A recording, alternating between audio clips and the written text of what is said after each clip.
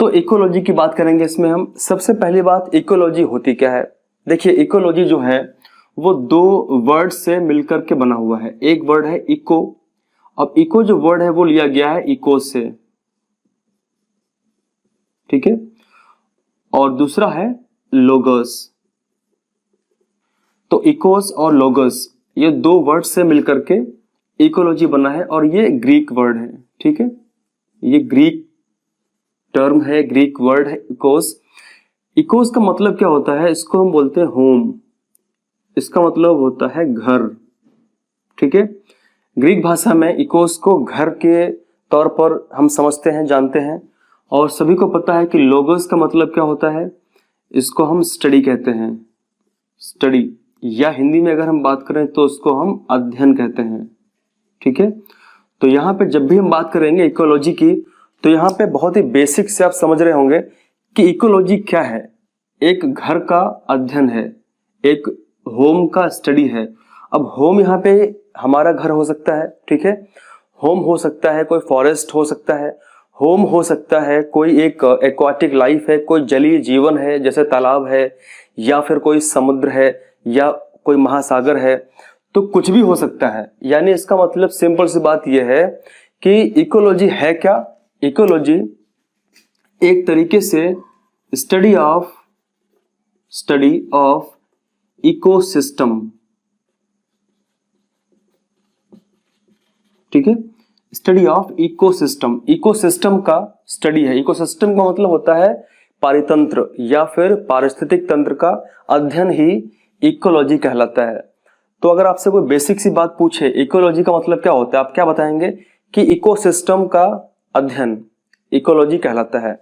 और इसका मतलब क्या होता है, एक घर का अध्ययन हो सकता है। और घर कौन कौन से हो सकते हैं, घर कोई फॉरेस्ट हो सकता है, कोई ओशियन हो सकता है। ओशियन का मतलब होता है महासागर हो सकता है। और हम जानते हैं कि सबसे विशाल जो महासागर है वो पैसिफिक ओशियन है, प्रशांत महासागर है, ठीक है। उसके बाद में अटलांटिक ओशियन है, उसके बाद में हिंद महासागर है। तो तीन सबसे बड़े ओशियन है। ये हो सकता है, या फिर कोई ग्रास लैंड हो सकता है, इसका मतलब घास का मैदान हो सकता है। ज्योग्राफी में इसके बारे में हम पढ़ेंगे और आपके सिलेबस में भी क्वेश्चन यहां से आ सकते हैं।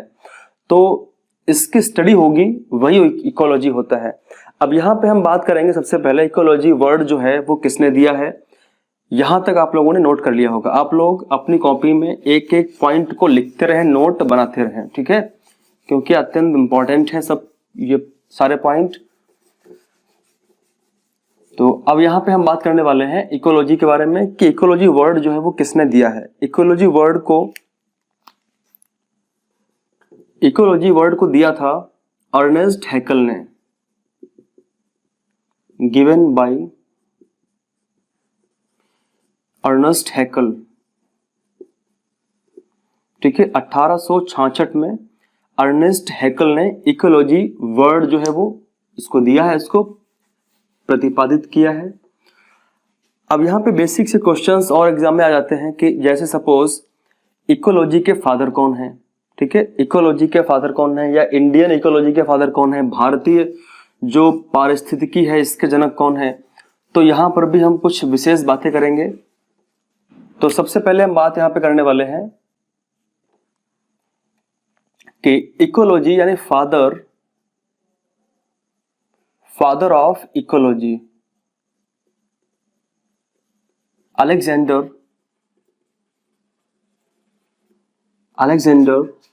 वॉन हम्बोल्ट, ठीक है। अलेक्जेंडर वॉन हम्बोल्ट को फादर ऑफ इकोलॉजी कहा जाता है। और वहीं पे अगर हम बात करेंगे कि फादर ऑफ मॉडर्न इकोलॉजी, तो यहां पे हम बात करेंगे यूजीन ऑडम, ठीक है। यूजीन ऑडम को फादर ऑफ मॉडर्न इकोलॉजी कहा जाता है। और थर्ड नंबर पे हम बात करेंगे फादर ऑफ इंडियन इकोलॉजी। इसका मतलब है कि भारतीय पारिस्थितिकी के जनक कौन है। तो सभी लोग ध्यान रखेंगे, रामदेव मिश्रा। रामदेव मिश्रा जी को फादर ऑफ इंडियन इकोलॉजी कहा जाता है। तो ये तीन जो है वर्ड, ये आपको ध्यान रखने हैं, तीनों पॉइंट अत्यंत इंपॉर्टेंट है। Father of ecology Alexander von Humboldt, father of modern ecology Eugene Odum, and father of Indian ecology Ramdev Mishra को कहा जाता है। ठीक है, बेसिक सी बात है, आप लोग ध्यान रखेंगे इसको। अब इसके बाद हम बात करेंगे इकोसिस्टम के बारे में और समझेंगे डिटेल में इकोसिस्टम क्या है, क्योंकि अभी हमने क्या समझा है इकोलॉजी के बारे में कि study of ecosystem is called ecology. ठीक है, यहाँ पे तीन वर्ड की हिंदी आप लोग ध्यान रखेंगे। जैसे सपोज सबसे पहले हम बात करेंगे अगर इकोलॉजी के बारे में, इकोलॉजी। दूसरा हम बात करेंगे इकोसिस्टम के बारे में।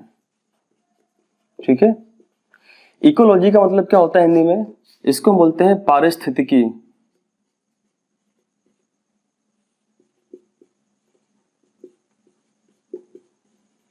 ठीक है, इकोसिस्टम को बोलते हैं पारिस्थितिक तंत्र बोलते हैं इसको हम, या इसको बोल सकते हैं पारितंत्र। ठीक है, तो ये दो टर्म की हिंदी आप लोग ध्यान रखेंगे। इकोलॉजी को हम बोलते हैं पारिस्थितिकी, इकोसिस्टम को हम बोलते हैं पारिस्थितिक तंत्र या फिर पारितंत्र। तो अगर मैं इंग्लिश में लिखूं इकोसिस्टम तो आप लोग कंफ्यूज नहीं होंगे और इस बात को ध्यान रखेंगे। तो इकोसिस्टम है क्या, सबसे पहला पॉइंट है बेसिकली इकोसिस्टम है क्या।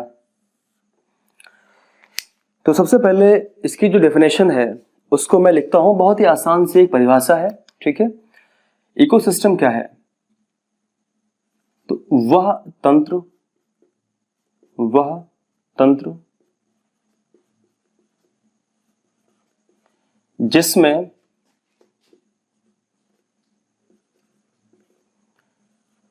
सभी जीवधारी,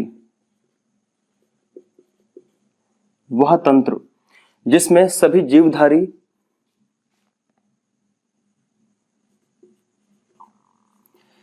एक साथ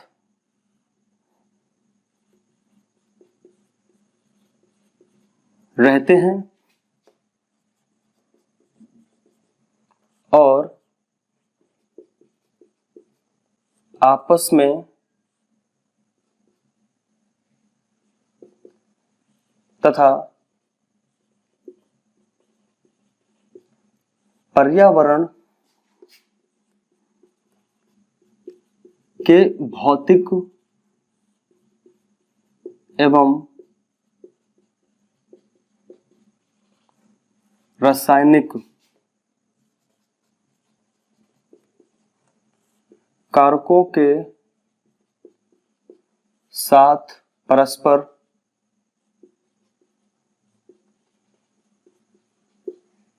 क्रिया करते हैं।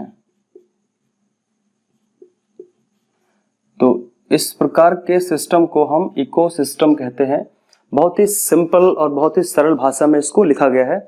क्या लिखा हुआ है कि a system in which all living organism interact with each other and with physical and chemical environment. तो यही है पारिस्थितिकी, यानी सिंपल सी अगर बात करें तो कोई भी ऐसा क्षेत्र जहां पर कुछ एनिमल्स आपस में इंटरेक्शन करते हैं और जहां वो रहते हैं उसके साथ में उनका इंटरेक्शन होता है, उनकी क्रिया होती है, उनसे वो लाभ हानि प्राप्त करते हैं, उनसे आदान प्रदान करते हैं, तो उसी सिस्टम को हम इकोसिस्टम कहते हैं। वो तंत्र, वही सिस्टम इकोसिस्टम कहलाता है। ठीक है, अब यहाँ पे कुछ पॉइंट हैं जो अत्यंत इंपॉर्टेंट है, आपको ध्यान रखने हैं। जैसे सपोज इकोसिस्टम जो है हमारा, इकोसिस्टम छोटा भी हो सकता है, इकोसिस्टम स्मॉल भी हो सकता है और लार्ज भी हो सकता है। ठीक है, ये क्वेश्चन एग्जाम में आ सकता है कि इकोसिस्टम केवल बड़ा होता है क्या, इकोसिस्टम केवल छोटा होता है क्या। तो इसका आंसर क्या होगा, इकोसिस्टम छोटा भी हो सकता है, बड़ा भी हो सकता है। छोटे की अगर हम बात करें एग्जाम्पल के तौर पर, तो कोई अगर तालाब है, अगर कोई तालाब है, पॉन्ड है, तो वो छोटा होगा। दूसरा, अगर कोई विशाल की अगर हम बात करें तो ओशियन है, कोई महासागर है, ठीक है, तो विशाल होगा। अब इसका तात्पर्य यह है कि अगर हम किसी छोटे तालाब की बात करेंगे तो उस तालाब में विभिन्न प्रकार के जंतु पाए जाते हैं, मछलियां होती हैं और उसमें केकड़े होते हैं और विभिन्न प्रकार के जंतु उसमें रहते हैं, प्लस उसके अंदर विभिन्न प्रकार के पादप भी पाए जाते हैं, जैसे शैवाल, काई वगैरह जो शैवाल होते हैं वो पाए जाते हैं विभिन्न प्रकार के, और उसके अंदर पौधे भी ग्रोथ करते हैं। इसके अतिरिक्त अगर हम बात करें तो पानी है, मिट्टी है, तो ये पूरा का पूरा क्या है, एक तरीके से छोटा इकोसिस्टम बन जाता है जीवों का। उसी प्रकार इसी को अगर बड़े लेवल पे बात करें तो बड़े लेवल पे ये एक महासागर हो सकता है, जिसके अंदर बहुत ज्यादा बड़े बड़े और बहुत ज्यादा संख्या में जंतु हो सकते हैं, जीव हो सकते हैं, ठीक है, और वो सब आपस में इंटरेक्शन करते हैं, अंतः क्रिया करते हैं, यही इकोसिस्टम होता है।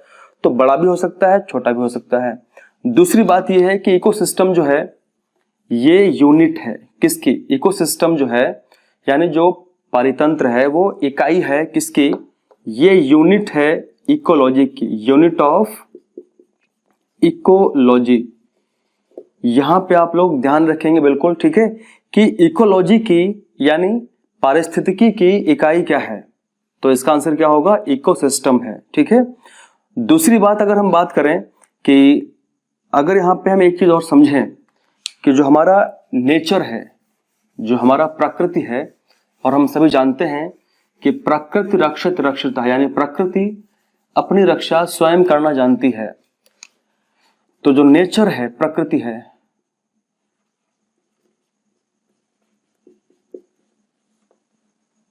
प्रकृति की यूनिट क्या है, इसकी इकाई क्या है,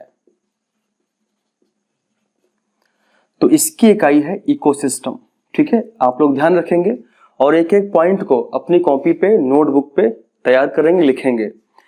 नेचर की यूनिट क्या है, यूनिट ऑफ नेचर तो इकोसिस्टम है, और इकोसिस्टम किस चीज की यूनिट है, वो इकोलॉजी की यूनिट है। यूनिट का मतलब क्या होता है, यूनिट का मतलब ये होता है कि अगर कोई एक बहुत ही बड़े लेवल पे हम बात जब करते हैं तो वो बड़ा लेवल कहीं ना कहीं छोटे स्तर से ही शुरू हुआ होगा। जैसे अगर हम अपने शरीर की बात करें, हमारा शरीर बहुत विशाल है अभी, ठीक है, लेकिन उसकी शुरुआत तो एक छोटे स्तर से हुई होगी, और उसी छोटे स्तर को हम कोशिका कहते हैं। तो हमारे शरीर की या हमारे जीवन की जो इकाई है वो क्या है, कोशिका है। उसी प्रकार इकोलॉजी बहुत बड़े लेवल पे हम बात करते हैं, उसकी शुरुआत कहाँ से होती है, इकोसिस्टम से होती है। इसीलिए इकोसिस्टम क्या है, इकोलॉजी की एक यूनिट है। उसी प्रकार नेचर बहुत विशाल है, नेचर की भी इकाई क्या है, इकोसिस्टम है। अब यहाँ पे अगर हम बात करें कि भाई इकोसिस्टम को बनाता कौन है, इकोसिस्टम को बनाते हैं ऑर्गेनिज्म। इसका मतलब जो जीव जंतु होते हैं उन्हीं के द्वारा वही इकोसिस्टम को, वही परितंत्र को बनाते हैं। तो जो ऑर्गेनिज्म होंगे, जो जीव जंतु होंगे, जो जीव होंगे ऑर्गेनिज्म, ठीक है, वो क्या होंगे, जीव जो होंगे वो यूनिट है किसका, organism are the unit of ecosystem, ठीक है, इसको भी आप ध्यान रखेंगे। ऑर्गेनिज्म जो है यानी जो जीव है वो किसका यूनिट है, इकोसिस्टम का यूनिट है, ठीक है। यहाँ पे काफी कंफ्यूजिंग ये वर्ड होते हैं जो अक्सर ध्यान से उतर जाते हैं, तो आप लोग इसको नोट करेंगे और दिमाग में बार बार इसको रिपीट करेंगे, याद करेंगे, ठीक है, और कमेंट में भी लिखेंगे ताकि लिखने से याद होता है।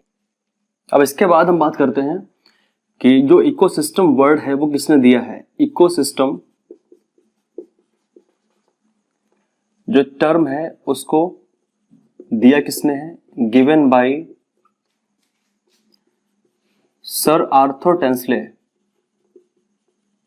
आर्थर टेंसले, ठीक है। तो आप लोग ध्यान रखेंगे 1935 में सर आर्थर टेंसले ने इकोसिस्टम, जिसे हिंदी में हम परितंत्र कहते हैं, इसका प्रस्ताव रखा और इसको दिया। अभी इससे पहले हमने बात करी यूनिट्स के बारे में, तो यहाँ पे हमने बात करी, हमारा आशय था कि हम लोग डिस्कस कर रहे थे फंक्शनल यूनिट के बारे में, यानी जो इसकी क्रियात्मक इकाई होती है उसी के बारे में हम बात कर रहे थे। जैसे अगर आपसे क्वेश्चन पूछता है कि प्रकृति की क्रियात्मक इकाई क्या होती है? तो आप लोग बताएंगे इकोसिस्टम होता है, परितंत्र होता है। जैसे आपसे पूछे क्वेश्चन अगर कि पारिस्थितिकी की क्रियात्मक इकाई क्या होती है, तो आप बताएंगे परितंत्र होता है, ठीक है। उसी प्रकार अगर आपसे पूछे कि परितंत्र की क्रियात्मक इकाई क्या होती है, तो आप लोग बताएंगे ऑर्गेनिज्म होता है, जीव होते हैं। तो हम यहाँ पे बात कर रहे थे फंक्शनल यूनिट के बारे में। इकोसिस्टम की अगर बात करें, क्या इकोसिस्टम स्टैटिक होता है? स्टैटिक का मतलब स्थिर होता है या स्थायी होता है या अस्थायी भी हो सकता है। तो इकोसिस्टम जो होता है वो स्टैटिक भी हो सकता है और नॉन स्टैटिक दोनों भी हो सकता है। नॉन स्टैटिक भी हो सकता है, इसका मतलब स्थायी और अस्थायी भी हो सकता है, ठीक है। अब इसके बाद हम बात करते हैं कि पृथ्वी पर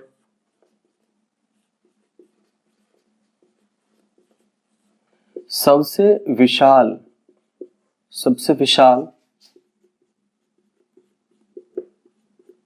परितंत्र कौन सा है? तो आप लोग ध्यान रखेंगे कि पृथ्वी पर सबसे विशाल परितंत्र की अगर बात करेंगे तो वो जैव मंडल है। क्या है? वो है जैव मंडल, जिसको हम बोलते हैं बायोस्फीयर। बायोस्फीयर को हम बोलते हैं कि सबसे विशाल इकोसिस्टम ऑन द अर्थ, ठीक है। और बायोस्फीयर को हम डिटेल में पढ़ चुके हैं, एक एक चीज हम जान चुके हैं कि बायोस्फीयर कैसे मिलकर के बनता है। जब जल मंडल, स्थल मंडल और वायुमंडल ये तीनों मिलते हैं फिर बनता है बायोस्फीयर, ठीक है। और बायोस्फीयर की अगर बात करें तो बायोस्फीयर को हम ये भी कह सकते हैं कि sum of all ecosystem on earth, यानी हमारी पृथ्वी पर जितने भी इकोसिस्टम हैं उन सबका जो योग है, उन सबका जो योग है वो बायोस्फीयर कहलाता है, ठीक है। इसके अतिरिक्त अगर हम इसको एक और नाम से हम जान सकते हैं, इसको हम ये भी कह सकते हैं कि the life zone of earth, यानी हमारी पृथ्वी का जो जीवन क्षेत्र है वही जैव मंडल कहलाता है। क्योंकि इसका अगर हम अर्थ समझें, जैव मंडल का मतलब क्या होता है? जैव का मतलब होता है जीव जंतु, ठीक है, जिसके अंतर्गत सभी प्रकार के जीवित जो भी चीजें वो सब आएंगी, जैसे प्लांट्स आएंगे, एनिमल्स आएंगे, या फिर बैक्टीरिया, फंजाई यानी कवक, ये सब आएंगे, शैवाल आएंगे, सब कुछ आएगा। और मंडल का मतलब होता है कि उनका क्षेत्र, उन जहां वो रहते हैं। मतलब जैव मंडल का मतलब क्या होता है कि जीवों का जीवन का मंडल, यानी जहां पर सभी प्रकार के लाइफ एग्जिस्ट करती है, उसी को हम बोलते हैं बायोस्फीयर, जो मिलकर के बनता किस किस से है? हाइड्रोस्फीयर से, एटमॉस्फेयर से और लिथोस्फीयर से, ठीक है। तो यहाँ पे आप इसको ध्यान रखेंगे एक एक पॉइंट को। अब यहाँ पे अंततः एक पॉइंट को और हम ध्यान रखेंगे, वो ये है कि अगर आपसे क्वेश्चन पूछता है कि हमारी अर्थ पर सबसे प्रोडक्टिव, सबसे उत्पादक इकोसिस्टम कौन है, तो हमारी अर्थ पर सबसे जो उत्पादक इकोसिस्टम है, प्रोडक्टिव है,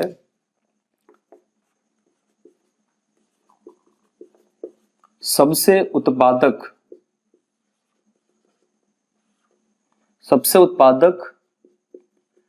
परितंत्र,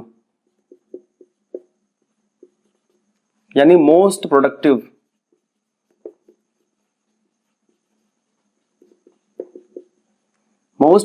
इकोसिस्टम ऑन अर्थ। तो यहां पे हम बात करेंगे ट्रॉपिकल के बारे में, ठीक है। तो आप लोग ध्यान रखेंगे, ट्रॉपिकल इकोसिस्टम सबसे अधिक उत्पादक इकोसिस्टम होता है।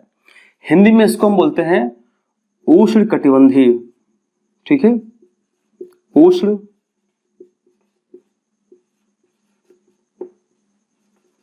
कटिबंधीय पारितंत्र। तो ये सबसे उत्पादक होता है। अब उत्पादक ये क्यों होता है, थोड़ा यहाँ पे समझते हैं हम।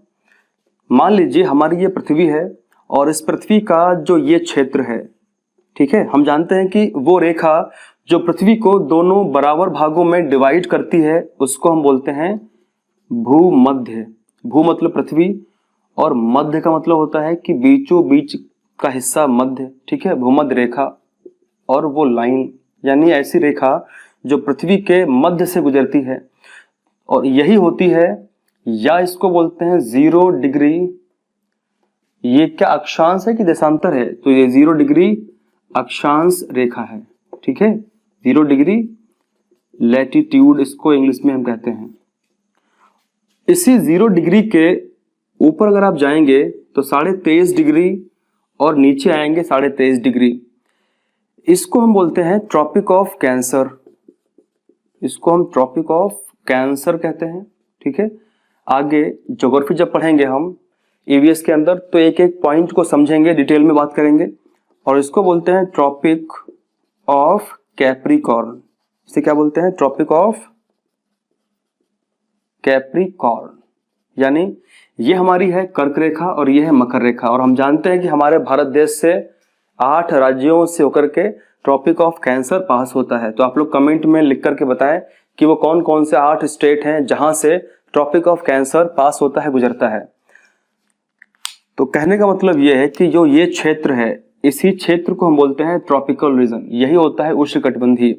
सूर्य की किरणें सीधे रूप से डायरेक्टली यहीं पर आती हैं, इसीलिए इस क्षेत्र का जो एटमॉस्फेयर है बहुत ज्यादा परिवर्तनशील होता है। यानी इस क्षेत्र में बारिश होगी ही होगी 24 घंटे में। यहाँ की जलवायु गर्म होती है क्योंकि यहाँ पे गर्मी बहुत ज्यादा पड़ती है। यहाँ पे क्लाउड बनते हैं, बादल बनते हैं, पानी बरसता है, यहाँ का एटमॉस्फेयर थोड़ा सा मॉइस्ट रहता है। तो इस प्रकार से यहाँ पे सबसे ज्यादा जो जैव विविधता होती है, जो बायोडाइवर्सिटी है, वो ज्यादा होगी। इसीलिए हम कह सकते हैं कि सबसे उत्पादक जो परितंत्र है वो यही होता है। यही मतलब ट्रॉपिकल इकोसिस्टम यानी उष्णकटिबंधीय परितंत्र होता है, ठीक है। तो हमने बेसिक सी कुछ बातें समझ ली इकोसिस्टम के बारे में जो अत्यंत इंपॉर्टेंट थी। अब हम बात करने वाले हैं इसकी जो कुछ डेफिनेशंस हैं और हम विस्तार से समझेंगे इसको, इकोसिस्टम को, ताकि आपको एक एक पॉइंट समझ में आए।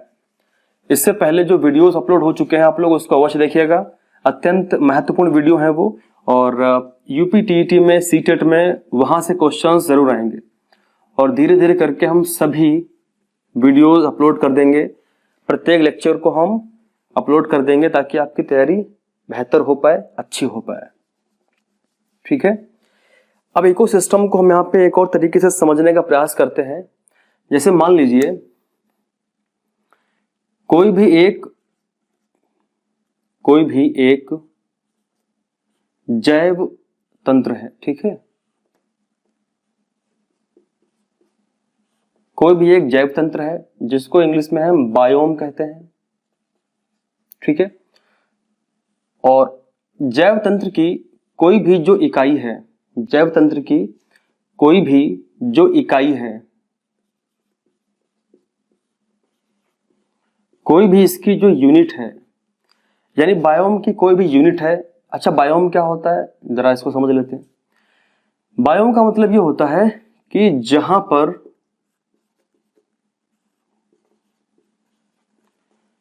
कई जीव जंतु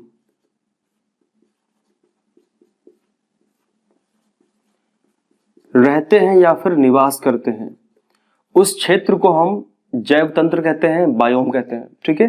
तो इसका कोई भी हिस्सा, इसका कोई भी एक भाग है, बायोम का कोई भी एक भाग है, हिस्सा है, ठीक है, उसमें जाहिर सी बात है कि कई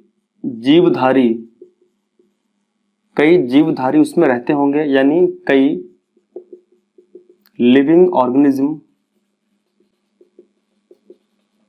उसमें रहते होंगे। और ठीक है, कोई भी परितंत्र है, इसमें कई जीवधारी रहते होंगे। इस परितंत्र का हम एक केवल छोटा सा पार्ट ले रहे हैं, तो हम यहाँ पे एक एरिया की बात करेंगे कि इसका एक क्षेत्र है, एक एरिया है, उस क्षेत्र में वो एक साथ कार्य करते हैं, एक साथ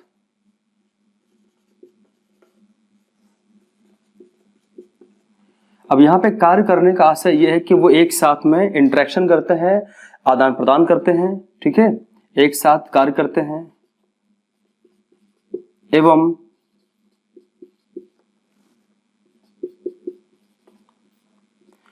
भौतिक पर्यावरण के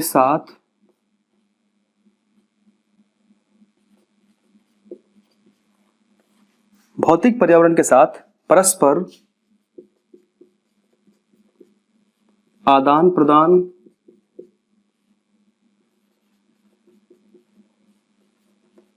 करते हैं या फिर प्रभाव डालते हैं या प्रभाव डालते हैं। ठीक है, इसी को हम बोलते हैं इकोसिस्टम। तो बहुत ही आसान शब्दों में हमने समझ लिया है इकोसिस्टम के बारे में। एक बार फिर से रिपीट करते हैं। इकोसिस्टम की अगर हम बात करें तो कोई भी एक जैव तंत्र है जहां पर कई सारे जंतु रहेंगे, लिविंग ऑर्गेनिज्म रहेंगे। कोई एक, मान लीजिए कोई एक फॉरेस्ट है, ठीक है, समझने के लिए मान लेते हैं कि कोई एक फॉरेस्ट है, ये एक क्षेत्र है जहां पे कई प्लांट हैं, कई पौधे हैं और यहाँ पे कई प्रकार के एनिमल्स, जंतु जो है वो रहते हैं। ठीक है, तो ये बायोम है, इसका एक यूनिट, यानी हमने इसका एक छोटा सा हिस्सा ले लिया तो एक स्मॉल एरिया हो गया। ठीक है, इस एरिया के अंदर भी प्लांट होंगे, एनिमल्स होंगे, रहते होंगे, वो एक साथ कार्य करते हैं, एक साथ अंतः क्रिया करते होंगे। ठीक है, और अपने भौतिक पर्यावरण के साथ परस्पर आदान प्रदान या एक दूसरे पर प्रभाव डालते होंगे।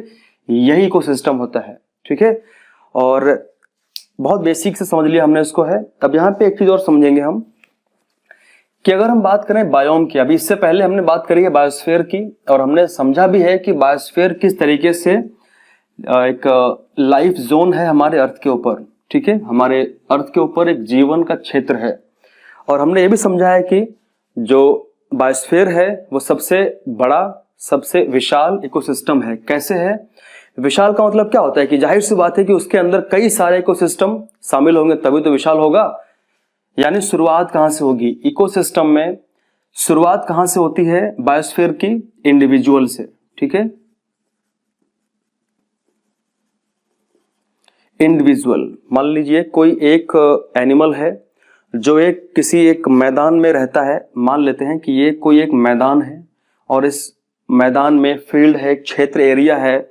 इस एरिया में यहाँ पे कोई एक जंतु रहता है। ठीक है, इंडिविजुअल्स। तो इंडिविजुअल जो होगा वो धीरे धीरे क्या बनाएगा? वो धीरे धीरे फॉर्म करेगा पॉपुलेशन को। ठीक है, जो इंडिविजुअल था धीरे धीरे, यानी एक या दो एनिमल्स रहे होंगे तो धीरे धीरे पूरा पॉपुलेशन बनी। ठीक है, अब इसके बाद में क्या हुआ?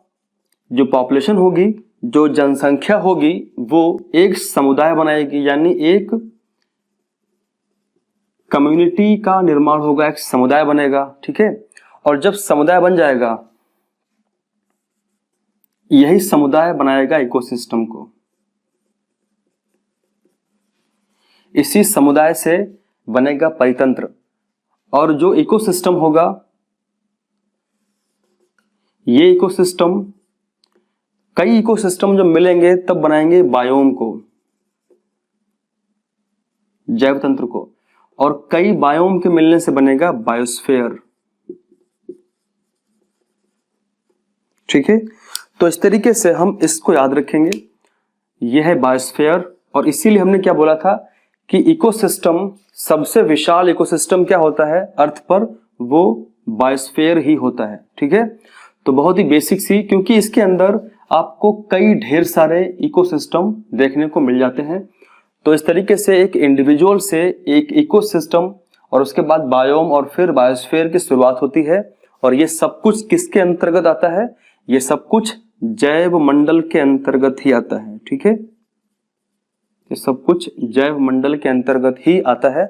तो यहाँ पे हमने बेसिक सी बातें समझ ली हैं और इसके आगे हम अब बात जरा कर लेते हैं डेफिनेशन की, ताकि आप लोग उसको नोट कर पाएं सही तरीके से और समझ पाएं। अब यहाँ पे हम समझते हैं बिल्कुल आसान तरीके से, एक इसकी जो परिभाषा है उसको समझते हैं। जैव तंत्र की कोई भी इकाई, जैसे अभी पहले हमने इसको पूरा एक चार्ट के माध्यम से समझा था। ठीक है, बिल्कुल वही लिखा हुआ है एक परिभाषा के रूप में। जैव तंत्र की कोई भी इकाई जिसमें सभी जीवधारी शामिल होते हैं, आते हैं जिसके अंतर्गत, और जो एक क्षेत्र में एक साथ कार्य करते हैं, यानी कार्य करने का मतलब है कि वो अंतःक्रिया करते हैं, इंटरेक्शन करते हैं एवं भौतिक पर्यावरण के साथ परस्पर आदान प्रदान या एक दूसरे पर प्रभाव डालते हैं, उसी को हम इकोसिस्टम यानी परितंत्र कहते हैं। ठीक है, और इसी को अगर हम बात करें इंग्लिश में तो हम कह सकते हैं कि any unit of biosystem that includes all the organism which functions together in a given area where they interact with the physical environment is known as ecosystem। तो बहुत ही बेसिक से और बहुत ही आसान तरीके से हमने इसको कई तरीके से समझ लिया है। ठीक है, तो आज के इस लेक्चर देखने के बाद में मुझे नहीं लगता है कि आपको कोई डाउट आना चाहिए इकोसिस्टम के अंतर्गत। ठीक है, अगर आपको कोई डाउट है तो आप लोग इस वीडियो को बार बार देखिए, और अगर फिर भी कोई किसी चीज किसी पॉइंट में अगर कोई कंफ्यूजन उत्पन्न हो रही है तो कमेंट करके पूछिए। ठीक है, वैसे मुझे लगता नहीं है कि आज का ये लेक्चर देखने के बाद आपको कोई भी डाउट रहने वाला है इकोसिस्टम के अंतर्गत।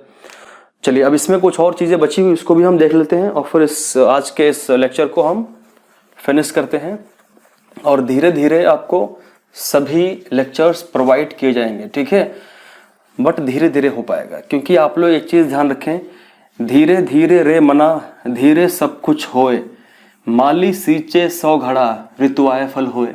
मतलब इसका ये है कि कुछ कार्य धीरे धीरे ही होते हैं, वो एकदम नहीं होते हैं। ठीक है, जैसे इसका मतलब ये है कि धीरे धीरे रे मना धीरे सब कुछ होए, माली सींचे 100 घड़ा ऋतु आए फल होए।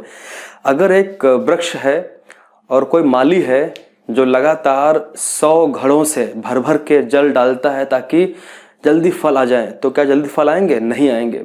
फल अपने समय पर ही आएंगे जब ऋतु आएगी। ठीक है, तो आप लोग समझ गए होंगे इसका मतलब क्या है।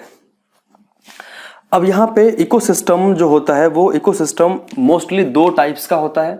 ठीक है, इकोसिस्टम की जब हम बात करते हैं तो हम 2 प्रकार से इकोसिस्टम को समझने का प्रयास करते हैं, यानी एक इकोसिस्टम होता है नेचुरल और दूसरा होता है आर्टिफिशियल या फिर मैन मेड। तो एक ऐसा होगा नेचुरल होगा यानी प्राकृतिक होगा। ठीक है, एक प्राकृतिक होगा और दूसरा होगा और दूसरा होगा आर्टिफिशियल यानी कृत्रिम होगा। ठीक है, या इसको बोल सकते हैं हम मानव निर्मित होगा।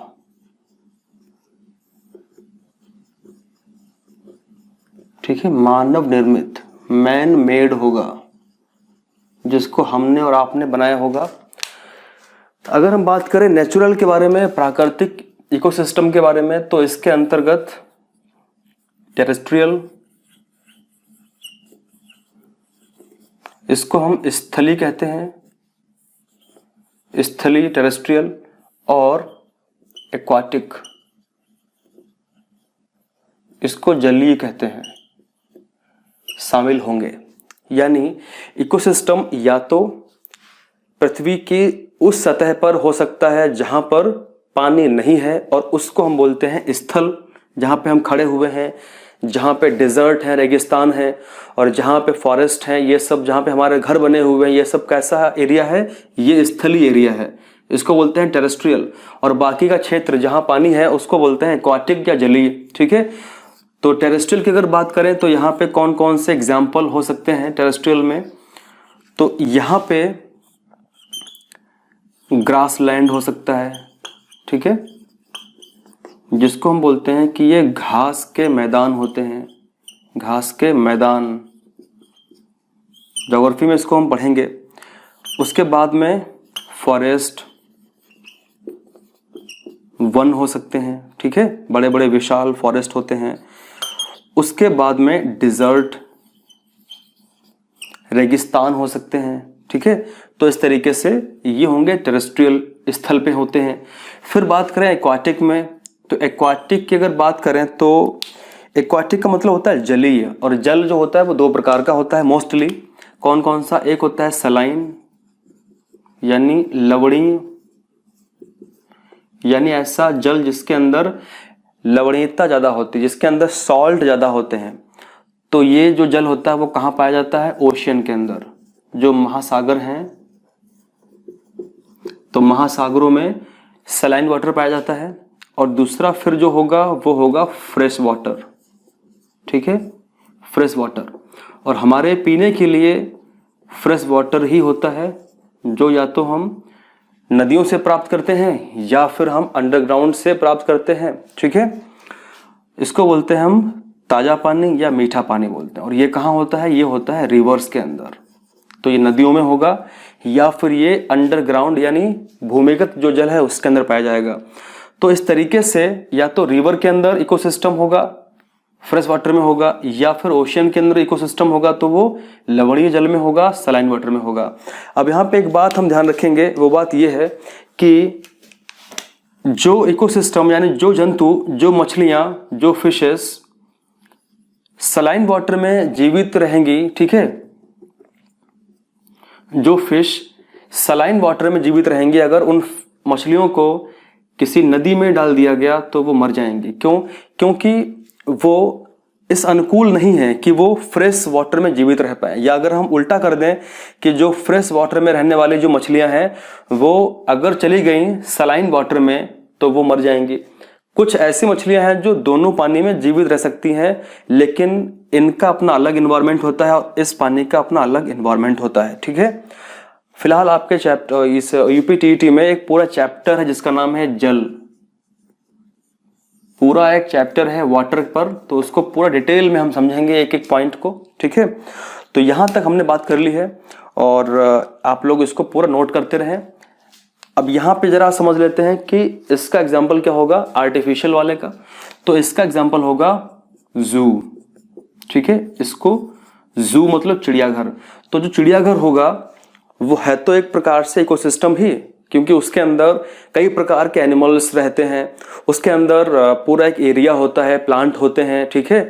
तो इकोसिस्टम पूरा होगा, लेकिन वो कैसा है? मैन मेड है, उसको इंसानों ने ही बनाया है, आर्टिफिशियल की कैटेगरी में वो आता है। इस तरीके से इकोसिस्टम को हम दो तरीके से डिवाइड कर सकते हैं, इसको हम बांट सकते हैं, ठीक है। अब इसके बाद में हम और कुछ इंपॉर्टेंट बात देख लेते हैं, फिर हम आज के इस पूरे के पूरे लेक्चर को समाप्त करते हैं। इकोसिस्टम में जो कंपोनेंट्स होते हैं वो काफ़ी इंपॉर्टेंट हैं और प्रत्येक वर्ष यूपीटीईटी में खास करके पूछा भी जाता है और पूछा लगातार गया भी है। तो इकोसिस्टम के जो कंपोनेंट हैं वो भी आपको पूरे ध्यान रखने होंगे, ठीक है। तो कंपोनेंट्स ऑफ इकोसिस्टम, इसको हम बोलते हैं परितंत्र के घटक, ठीक है। क्योंकि हम ये जानते हैं बिना कंपोनेंट्स के कोई भी चीज जो है वो सही तरीके से कार्य नहीं कर सकती है, तो कंपोनेंट का होना बहुत जरूरी है। और इसके अंतर्गत दो प्रकार के कंपोनेंट्स की बात होती है। एक कंपोनेंट होता है नेचुरल, ठीक है, और दूसरा कंपोनेंट होता है मैन मेड। नेचुरल की अगर बात करेंगे तो इसके अंतर्गत प्राकृतिक रूप से यानी बायोटिक और एबायोटिक की बात होती है, ठीक है। बायोटिक का मतलब होता है लिविंग और अबायोटिक का मतलब होता है ऐसे कंपोनेंट जो नॉन लिविंग है, ठीक है।